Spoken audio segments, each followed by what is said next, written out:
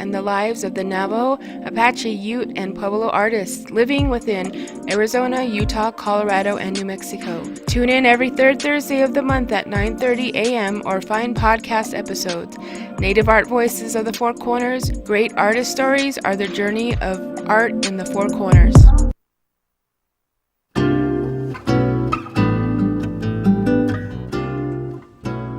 Joining me this morning to talk a little bit about the 529 plan that is offered in New Mexico. Natalie Cordova is here. She is Executive Director of the New Mexico Education Trust Fund. She is here in Farmington on a visit. Good morning. Thank you for being here. Thank you for having me. You bet. And you're no stranger to this area. You were telling me that you grew up in this area, didn't you? My family did. Your family I did. was fortunate enough to come back many summers as a child to have a good time here in Farmington and Aztec. Nice. Well, welcome back for your visit, and thank you for making time for us to talk about this really interesting program that is offered in our state and other states, this 529 plan. And so I guess the first question would have to be, what is a 529 plan? It's a plan to help parents really pay for the education of their children. That's a great explanation. It's a plan to help anyone, really. Okay. The history of it is just over 20 years ago, federal Congress got together and tried to solve the tuition inflation problem.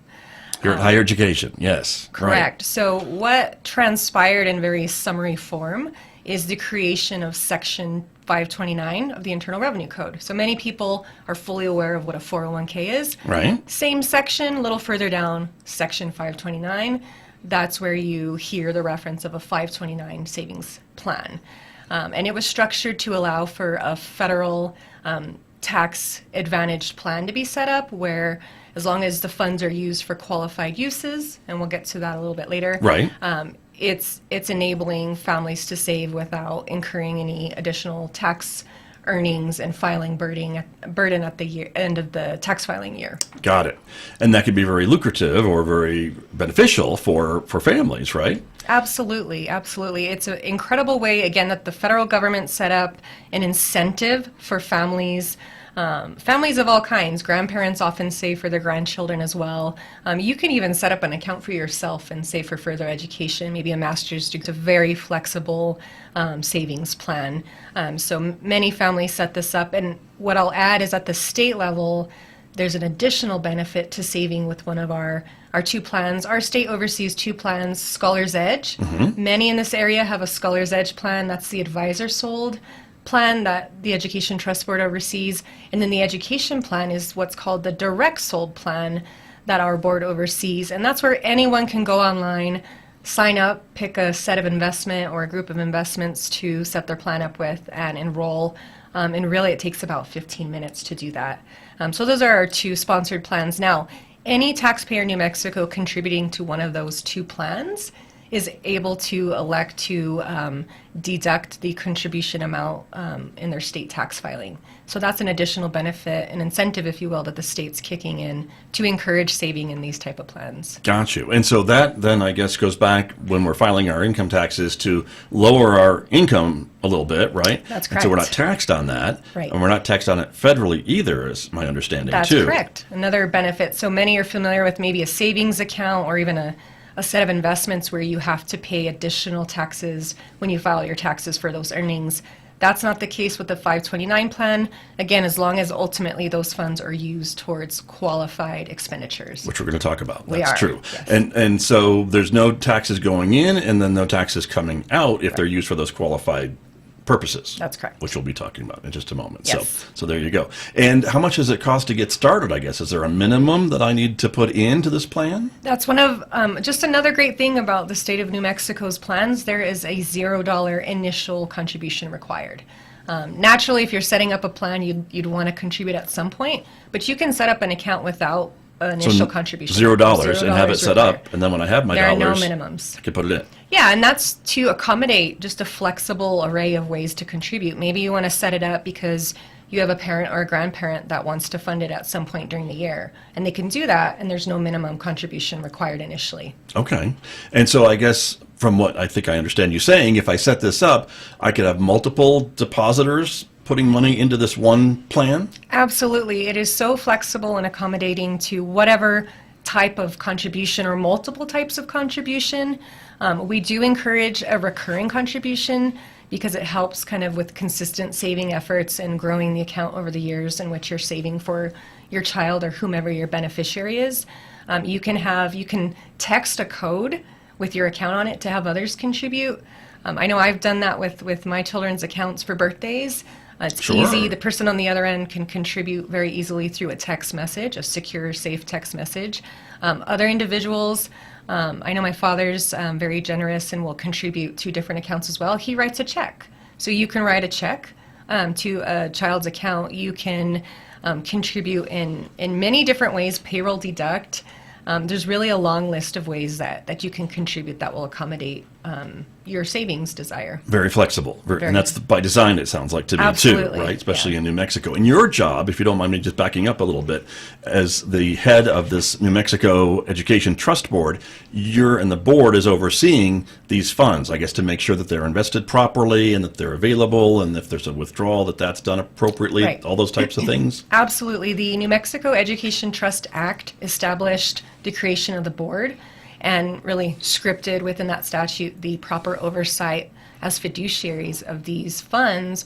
So all the account owners, it's our duty, our obligation to ensure that the program is run properly and that all the investments are, in compliance and properly looked over. Got you. And so that's kind of the idea, and to make sure. So that's Yes. important. And does every state have a setup like New Mexico's, or is ours somewhat unique for these plans, or are you not familiar with the other states? Certainly, there are many uniquenesses and differences. So for the most part, because it's authorized by the federal government in Section 529, the allowed uses or permitted uses established are what they are. Now, Right. states can choose.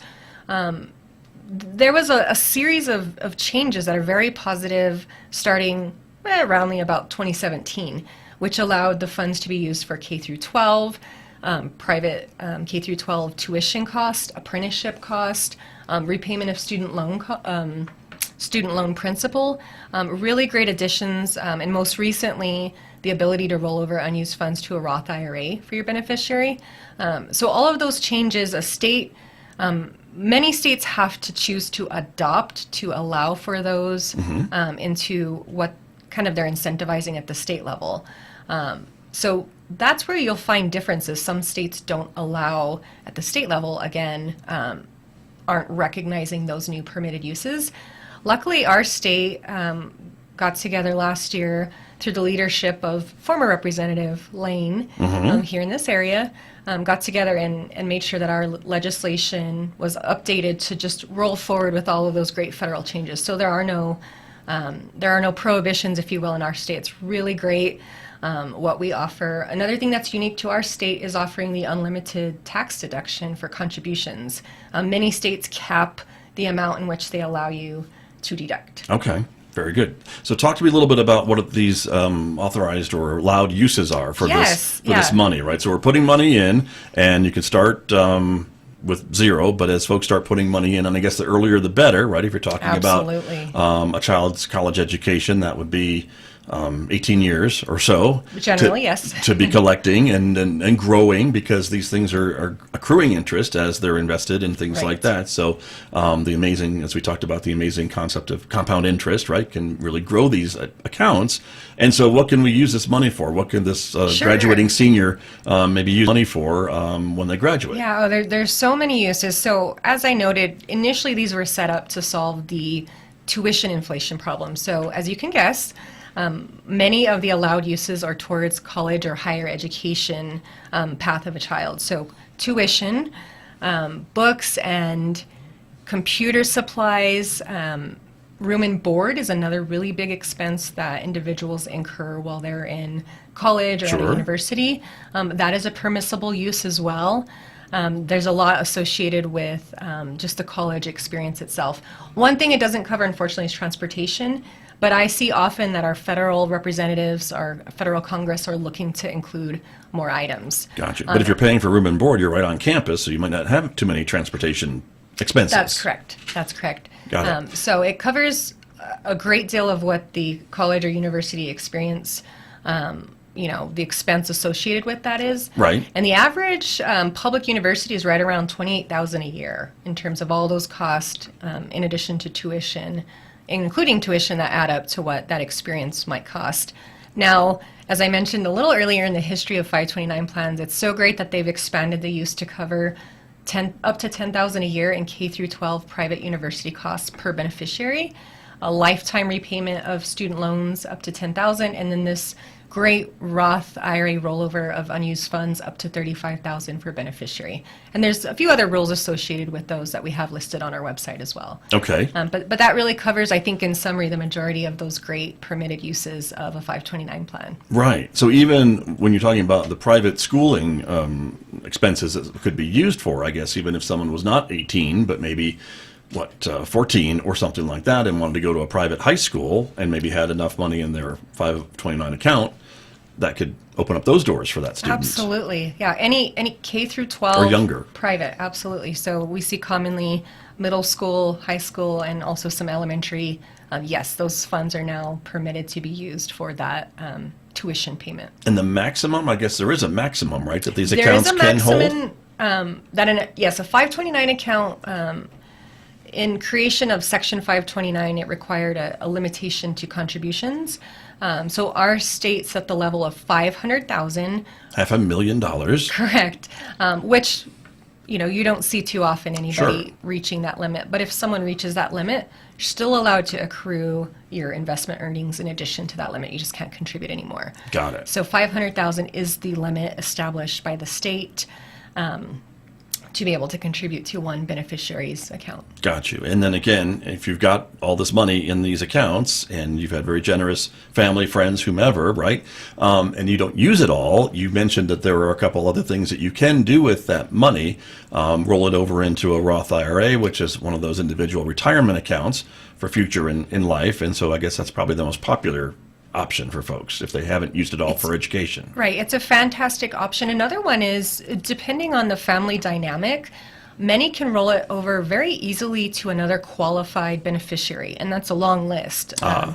So siblings younger in the lineup that may be going to college or another approved use thereafter, you can easily transfer those funds or roll them to another qualified beneficiary.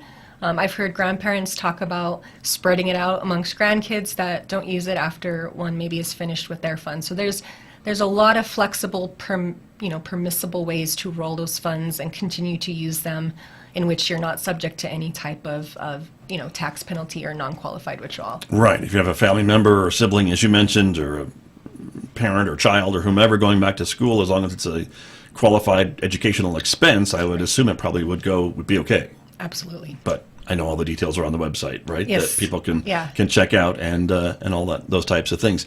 There seems to be a lot of again flexibility with setting these up and getting contributions, of course. And as we talked about, starting early is probably the best advice that I imagine you give to young families and people like that are having children. Is that the best way to do it? And I guess there's some statistics that show put $500 in and a child is more apt to go to college than not, perhaps? Absolutely. So that's such a powerful statistic. We try to provide education on 529 plans in that you don't need to feel like you have a ton of money to save.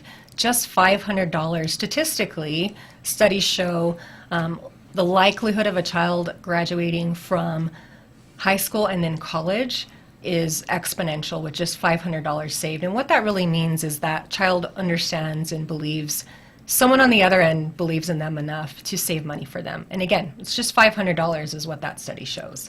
Right. So it's really powerful in terms of just the message you're sending that you believe in their future path. Sure. And I'm sure my accounting friends and those in the audience can figure out what maybe investing $500 at birth would mean in 18 years, and with just some simple compounding interest and not being very generous with interest rates because they're still a little higher than they have been, but not as high. But that's going to be a lot more when the child is 18, ready to go to college. It really is. We highly encourage those that are able and can figure out a saving strategy. If you can set up a 529 plan as early as possible, there's some really avid savers that set up plans before their child is born. and then they can transfer it to their child once they have an established Social Security number. So they're saving before the birth event even occurs. The earlier the better, but I also communicate it's never too late. There's plenty of families that hear about us or learn of us or may be able to save at a later point in life of their child's life, middle school, even high school. I don't believe it's ever too late. Our state has great incentives behind saving, like the tax deduction. You may not be able to accumulate as much growth, but it's a worthwhile savings plan. One other thing I'll mention in terms of contributions, we have a great gifting program as well. I kind of mentioned with the text code. Right. But to be able to have these events, maybe baby showers, baptisms, other celebrations that family and friends attend, it's easy to give them a gift code to gift into that child's account, high school graduation even. Sure. So yes, power of compounding works for us. Our investment lineups that we offer at the Education Plan and Scholar's Edge are really set up to accommodate any type of investor, and they have what's called the year of enrollment portfolios. So it does accommodate maybe those less savvy investors, or even those that say, I just want to put the money in and let your companies, our investment program managers do the work for them.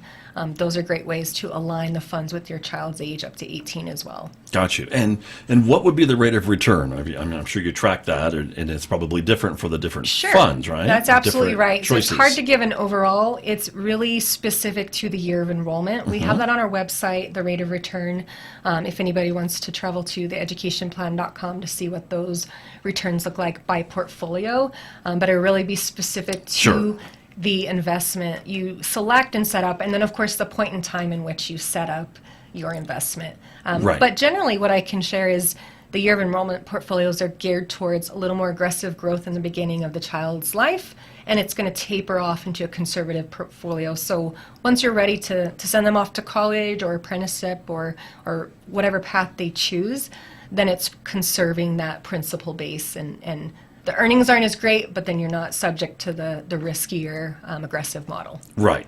But I guess the families would have those choices, I guess, right, of where to put that money, even at different times of the child's career or education career, That's right? correct. So again, in the Section 529, it allows 2 changes per year in investment choice. So there is flexibility if an individual wants to go in and change however they choose to, up to 100%, right. Choose that investment lineup. Gotcha. But it's all spelled out online, and folks can go check it out. And again, the website that we're talking about, theeducationplan.com, that's the correct. best way to go to get all the other nitty-gritty details.